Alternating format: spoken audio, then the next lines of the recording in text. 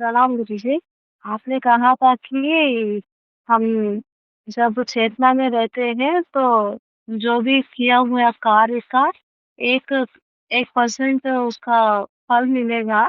तो हम निद्रा में जो करते हैं उसका 8 से 9% फल मिलता है बोल के बोले, उसका प्रभाव उतना रहता है बोल के बोले थे। तो जो कर्म हमने किसी को नुकसान करने की वो अगर वो निद्रा में किया, सपने में किया तो उसका कर्म और ज़्यादा मिलेगा क्या गुरुजी? ऐसा है, अगर आपने चेतना में अपने आप को दबा दिया है, होश में, अगर होश में रह के कुछ किया है तो उसका कोई इफ़ेक्ट नहीं होगा। लेकिन मोस्टली चीज़ें जो हम करते हैं, वो होश में रह के नहीं करते। हम ऐसा करते हैं कि जैसे हम सोए हुए हैं, जैसे आप कुछ खाते भी हैं, तो आप खाते रहते हो, आपको होश नहीं रहती। तो ये सब जो करना है, जो चेतना के बिना करना है, उसका ही इफ़ेक्ट होता है। अगर होश या चेतना में अगर आप करोगे, मतलब कोई भी कर्म आप होश में करोगे तो वो अकर्म बन जाता है। तो जैसे ही वो अकर्म बनता है, तो उसका आपके जीवन पे कोई इफ़ेक्ट नहीं होता, उसका कोई प्रभाव नहीं पड़ता। जैसे आप शून्य में हो गए। लेकिन अगर आप होश में रह के नहीं करते हो, सुप्तावस्था में करते हो, बेहोशी में करते हो, तो उसका इफ़ेक्ट वो आपका कर्म बन जाता है और उसका इफ़ेक्ट आपको भोगना पड़ता है। उस भोग को आप नो माइंड स्टेट में आकर के अपने को शून्य करते हुए अपने श्वासों पे ध्यान रखोगे, तो धीरे-धीरे शून्य अवस्था में चले जाओगे और शून्य अवस्था जो है, वो धीरे-धीरे अकाल की अवस्था है, समय से परे की अवस्था। वो समय से परे तो चेतन ही है, प्रभु है, तो उसमें जाकर के आपके कर्म जो आपने बेहोशी में किए हैं, वो सब न्यूट्रलाइज़ हो जाते हैं। ये आपके समझने की बातें हैं।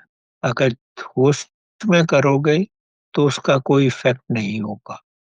लेकिन हम जो भी करते हैं, होश में नहीं करते, हो जाता है या जागरूक नहीं रहते हैं।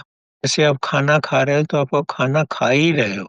आपको ये नहीं पता कि आपने मुँह में ग्रास डाला है, उसको चबाया है, उसको अंदर ले गए, नहीं, आप मुँह में डाले और गए। तो इसको बेहोशी बोलते हैं। अनकॉन्शियसली आप खा रहे हैं।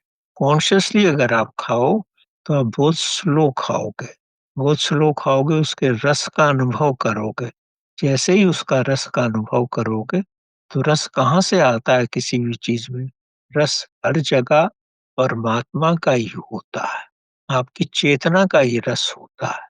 चेतना ही प्रभु है, वही शक्ति है। तो चेतना में रह के करो। शुरू में तो आपको चेतना में रहने के लिए खुद परिश्रम करना पड़ेगा। बाद में आप देखोगे, जब आप सोर्स के साथ एक हो गए, तो सब कुछ चेतना में ही होने लगेगा। अचेतन अवस्था में आप कुछ कर ही नहीं पाओगे। अगर आप होश में हो, तो किसी को गाली नहीं दे सकते। बेहोशी में ही तो गाली देता आदमी। अगर आप अवेयर हो, तो सांप को नहीं पकड़ोगे। अगर अनअवेयर हो, तो आपको रस्सी में भी सांप दिखने लगे। कोशिश करो, चेतना में रहो। चेतना में रहने का मतलब ये है, माइंड से थोड़ा परे रहो।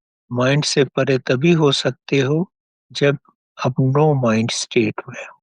रोज कम से कम थोड़ी देर तो नो माइंड स्टेट में रह के देखो। धीरे-धीरे वो स्टेट बढ़ती रहेगी और जैसे-जैसे बढ़ेगी, तो आप परमात्मा के नज़दीक हो।